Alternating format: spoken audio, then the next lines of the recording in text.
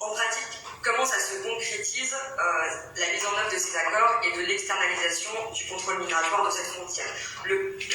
première mise en œuvre pratique, c'est que la frontière britannique est déplacée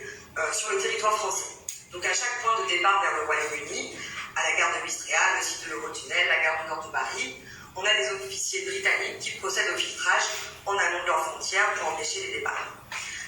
Une autre mise en œuvre très pratique, c'est la militarisation de cette frontière qui a été galopante ces 20 dernières années. Donc la militarisation, elle se traduit par une présence policière très importante, qui est très visible, mais elle se traduit aussi par l'érection de pas mal de murs physiques et technologiques, je vais les détailler après, qui sont à la fois fixes et mobiles. Pour les murs fixes, on a plusieurs kilomètres de barrières qui sont parfois surmontées de barbelés tranchants qui sont déployés sur le littoral. On a plusieurs centaines de caméras et on a aussi tous les dispositifs technologiques de détection des mouvements, détection de battements de cœur, des sons, reconnaissance faciale désormais. Et à côté de ça, on a les murs physiques et technologiques qui sont mobiles avec des 4x4, des Zodiac, des lunettes de vision nocturne, des caméras, des drones. Et de plus en plus,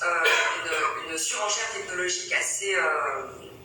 flippante à la frontière, dans le sens où aujourd'hui on va avoir des dispositifs de contrôle mobile type des drones qui vont être de plus en plus contrôlés par l'intelligence artificielle plutôt que par l'intelligence humaine, avec la volonté des États européennes de manière générale, mais très portée aussi par le Royaume-Uni, d'avoir des frontières complètement digitalisées et automatisées, ce qui renforce clairement l'inhumanité du traitement du contrôle migratoire.